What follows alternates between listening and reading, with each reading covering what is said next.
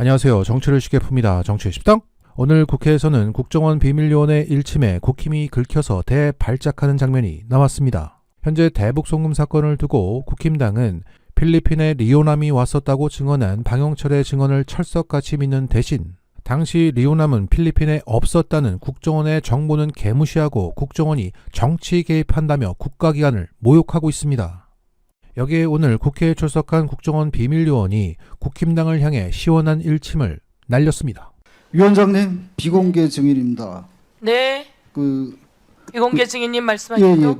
국민의힘 위원님들께서 지난 4월 14일 저의 증언에 대해서 위증으로 고발하신다고 한 점에 대해서 좀 말씀을 드릴 게 있어서 발언 기회를 좀 주십사 부탁드립니다.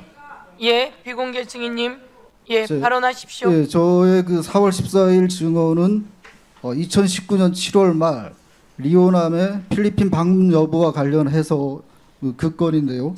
쌍방울 방용철 씨의 국조특위 증언과 국정원장의 기관 보고 그리고 저의 증언은 논리적으로 모순관계입니다. 다시 말하면 동시에 참일 수도 없고 동시에 거짓일 수도 없습니다. 한쪽이 맞으면 한쪽은 무조건 틀린 것입니다. 따라서 방용철 씨의 증언이 허위로 밝혀질 때 고발에 대한 책임을 지셔야 한다는 점을 분명히 말씀드리고 싶습니다. 또 하나는 국가기관에 대한 신뢰 문제입니다. 신뢰를 쌓는 것은 매우 오랜 시간이 걸리지만 잃는 것은 한순간입니다. 특히 정보기관은 국민의 지지와 신뢰가 없다면 존재 가치가 없습니다. 국민의힘 위원님들이 국정원에 대한 폄훼를 멈춰주시길 간절히 부탁드립니다. 잘하고 있는 점을 칭찬해 주십시오. 최근 마약 사범도 잡았고 캄보디아 보이스피싱 사건도 잘 해결하지 않았습니까? 지금 이 순간에도 저의 후배들은 어려운 환경에서도 위험을 무릅쓰고 성실히 임무 수행 중에 있습니다. 2024년 9월에는 임무 수행 중에 순직해서 이름 없는 별이 된 후배도 있습니다. 국가기관에 대한 신뢰는 우리 사회를 이끌어가는 그리고 대한민국 공동체의 소중한 자산입니다. 국정원에 대한 조작정보 원인이 이런 멸칭으로 폄훼하는 것을 멈춰주실 것을 다시 한번 부탁드립니다. 국민의힘은 작년까지 집권 여당이지 않았습니까? 또 앞으로 집권하실 거 아닙니까? 이상입니다. 이후 국힘은 10여 분 동안 저 국정원 비밀요원의 신상을 공개하라며 발작했지만 함께 출석한 국정원 2차장이 그 요원의 신분을 인증해줬고 그 주장을 두둔하면서 상황은 일단락되었습니다. 아까 우리 저 뒤에 있는 분도 아마 그런 뜻에서 국정원을 자꾸 어떤 폄훼하시고 또 사실과 다른 걸 가지고 국정원에 대해서 비판적으로 말씀하시는 부분에 대해서 본인의 의견을 저는 얘기를 했다 이렇게 생각합니다.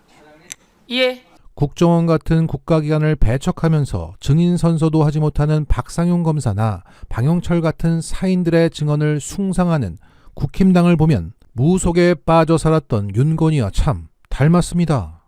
그리고 1심에서 1년 8개월을 선고받았던 김건희가 오늘 2심에서 4년을 선고받았습니다. 이 판결의 의미를 한 줄로 요약하면 김건희를 살짝 죽이고 국힘 살린 판결이었다고 봅니다. 자, 오늘 재판은 김건희가 주가 조작을 했다, 명태균의 여론조사라는 무형의 정치 자금을 받았다, 통일교한테 선물 받아서 알선 수재다에 대한 판결이었죠. 자, 이 중 주가 조작과 알선 수재에서 상당 부분 무죄였던 부분들이 유죄로 뒤집히면서 형량이 늘어 김건희가 살짝 죽은 겁니다. 하지만 명태균 관련 정치자금법 위반 부분이 또다시 무죄가 되면서 국힘이 살아난 겁니다. 만약 오늘 정치자금법이 유죄로 나오고 대법원에서 이게 확정된다면 국힘 대선 캠프는 불법 정치자금을 제공받고도 이를 신고하지 않고 대선을 치렀기 때문에 곧바로 선거비 보전금 400억을 토해내야 합니다. 그리고 이것은 정당 해산의 주요 근거가 될 수 있습니다.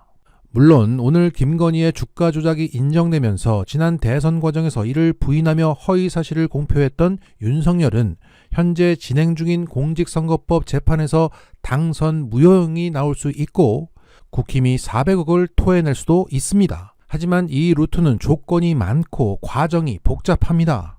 반면 김건희의 정치자금법 위반이 유죄가 되면 다이렉트인 겁니다. 쉽게 말해 국힘으로 가는 고속도로가 막히고 국도가 살짝 열린 겁니다.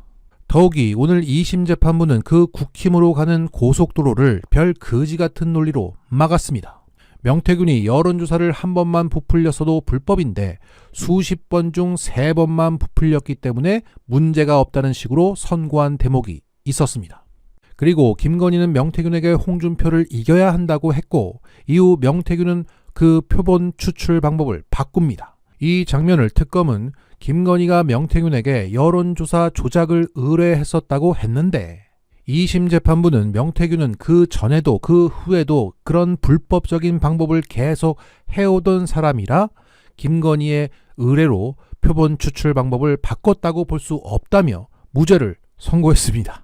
자, 명태균의 방식은 불법이야 하지만 김건희가 그 불법을 의뢰했다는 증거는 없잖아. 명태균이 국힘 성향이라 자발적으로 제공한 거야. 따라서 김건희는 무죄야. 조폭 보스가 눈을 한번 크게 뜨자 부하가 가서 사람을 때립니다. 그런데 이 신종호 판사는 이렇게 판결하는 거죠. 부하가 자발적으로 때린 거라 보스는 무죄야. 명태균이 그 3억 7천만 원짜리 여론조사 청구서를 들고 돈 받아올게 라고 했는데 이후 돈 대신 공천 받아왔다고 했고 김건희가 김영선 밀으라고 했어요 라고 말했고 윤석열이 김영선을 밀었습니다. 그런데도 무죄라는 거죠. 할 말이 없습니다. 따라서 이건 조희대 법원이 피해 실드를 치면서 국힘당을 살리려고 지랄 발광을 한 겁니다. 김건희 살짝 죽이고 국힘당 살렸다. 이게 오늘 판결에 담긴 의미라고 봅니다. 그리고 어제 사의 표명을 했던 하정우 AI 수석의 사표가 오늘 수리되었고 하정우 전 수석은 기자들 앞에서 이렇게 말했습니다. 대통령과의 면담 때 현 시점에서 제가 해야 될 일이 왜 중요한가 인공지능 정책에 대해서 말씀드렸고 거기에 동의를 하셨다. 이 대통령이 큰 결단을 내린 것 같다고 말씀하시면서 그 결정에 동의하고 흔쾌히 웃으셨다. 이렇게 대통령의 흔쾌한 동의를 받고 선거판에 뛰어든 것인데 명파리들은 매우 불만인 모양입니다. 최근 이재명 토론에 나와서 노무현 대통령을 거론하며 병자 정치라고 발언했던 함동균 씨가 오늘 이런 영상을 올렸습니다. 청내 묻은 핫초자 민주당이면 무조건 찍는다? 자, 이 영상의 주요 발언은 이겁니다. 하정우 수석이 부산 북구에 출마한 것은 쿠데타다. 청 묻고 털 묻기 시작하면 왜들 일어나? 정청래가 대통령을 덫에 빠뜨리기 위해서 하정우를 빼갔는데 등신같이 이걸 받고 네가 나가면 될 것 같나? 하정우는 국정 방해하는 일에 동참한 것이다. 당선 안 되면 대통령만 바보 되는 거고 당선되면 정청래만 좋은 거다. 문파 세력은 하정우가 죽어도 좋고 살아도 좋은 거다. 죽으면 대통령에게 해가 돼서 좋고 살면 공치사해서 좋은 거다. 그래서 결론은 하정우 찍지 말라는 거죠. 물론 하정우 찍지 말라는 직접 발언은 없었지만 제목은 그런 취지로 되어 있습니다. 대통령과 가까우면 무조건 친명 타이틀 붙이고 맹목적으로 지지했던 함동균 씨가 왜 흑화되었습니까? 내가 틀리면 안 되기 때문이죠. 함동균은 대통령이 작업에 넘어가지 말라고 한 것을 정청래 대표가 만든 덫에 빠지지 말라는 대통령의 진지한 경고라고 해석했습니다. 그래서 하정우는 반명 정 대표의 꾀임에 넘어가지 않을 것이라고 봤는데 넘어간 겁니다. 그러면 자신의 대통령 의중 파악도 틀렸고 무엇보다 반명 정청래라는 기본 전제까지 흔들리게 됐습니다. 하정우 인지도 올려주기 위한 대통령과 친명 정청래의 찰떡 공조, 약속 대련이었다는 해석이 정답이 되었습니다. 더욱이 하정우 수석의 말에 따르면 대통령이 흔쾌히 동의까지 했답니다. 그래서 하정우를 몹쓸 놈으로 만들어야 내가 사니까 흑화되는 거죠. 정치 자영업자의 전형입니다. 과거 문재인 정부 때 정치 신세계도 이러다가 망했죠. 명팔이든 똥팔이든 업자는 자신의 오류를 인정하지 않습니다. 그러다가 스스로 신이 됩니다. 그리고 그런 절대적인 존재를 좋아하는 분들이 늘 한 줌 계십니다.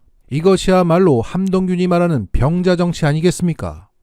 함동균 씨가 점점 흑화되면서 신이 되는 과정을 흥미롭게 지켜보겠습니다.